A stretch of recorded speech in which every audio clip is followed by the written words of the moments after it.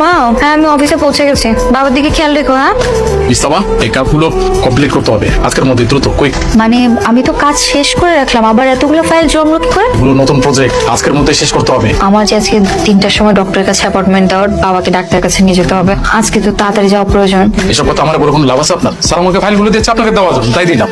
আর আপনি বাসায় যাবেন না কাজ করবেন সেটা আপনি স্যারকে গিয়ে বলেন না। হ্যালো, আচ্ছা হয়েছে ওটা? তুমি এত অস্থির হচ্ছ কেন? তুমি একটা কাজ করো না, ওকে একটা ফোন দাও না। দেখবো ও ঠিক সময় মতো চলে আসবে। না আসলে তখন ফোন করলো, ঠিকভাবে কথা বলতে পারলো না, মনে হয় কাজের চাপ অনেক বেশি। এই যে ফোন আসছে। হ্যাঁ মা, আমি আর তোর বাবা রেডি হয়ে বসে আছি, ডাক্তারের কাছে যাব। মা, একটা তো সমস্যা হয়ে গেছে। বাবা কই? এই তো পাশেই আছে। হ্যাঁ মা, বল। আসলে আজকে অফিসে কাজের অনেক চাপ, আজকে ডাক্তারটা দেখাতে পারছি না। কোনো সমস্যা নেই তো মা, কালকে যাবো, আমার খুব সমস্যা হচ্ছে না তো। বাবা আমি আজকেই সিরিয়াল দিয়ে দিচ্ছি, কালকে তোমাকে নিয়ে আমি ডাক্তারের কাছে যাবো, ঠিক আছে? হ্যাঁ ওকে বাবা। মা, কি করতেছো? এই তো কাজ করছি রে। একটা বিষয় নিয়ে তোমাদের সঙ্গে একটু কথা বলতাম। বলে ফেল। বাবা, আমি তো আগেই বলেছিলাম যে আমি একটা মেয়েকে পছন্দ করি।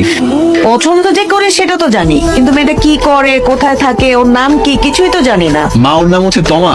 ও আমার মতো একটা কোম্পানিতে জব করে। জব করে মেয়ে কি সংসার করতে পারবে? কেন পারবে না? দুজনে মিলে জব করলে সংসারে টানাপোড়েন থাকবে না। এই ওরা কয় ভাই বোন রে?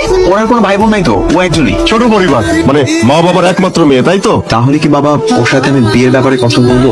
অবশ্যই কথা বলবো, শুভ কাজে দেরি করতেন না। আজকে ডাক্তারটা দেখাইতে পারলে ভালো হতো, কিন্তু অফিসে লেট হয়ে গেল। আরে, অসুবিধা তো কিছু হচ্ছে না, কালকে দেখালে চলবে। অফিসটা আগে ঠিক রাখ, আমাদের কথা তো চিন্তা করতে হবে না। আচ্ছা বাবা, শুয়ে পড়ো দেখি, সাবধানে। বলো কি করছো? আমি তো কিছু করি না, তুমি? এই তো বাবা মাকে খাইয়ে রুমে দিয়ে এখন আমি খেতে আসলাম। একটা গুড নিউজ আছে তোমার জন্য। কি গুড নিউজ বলো তো? আমি মা বাবাকে আমাদের বিষয়টা নিয়ে জানিয়েছি, তারা তোমার সাথে আমাকে বিয়ে দিতে রাজি হয়েছে। বিয়ের বিষয়ে কথা বলেছো মানে? আমি কি তোমাকে একবার বলেছি আমি এখন বিয়ে করব?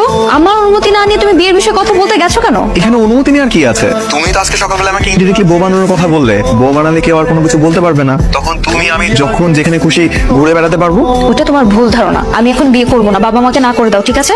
রাখছি ভাই। আচ্ছা শোনো, হ্যালো তমা। ওখানে কি আমি এখন বলছি আমি বিয়ে করবো?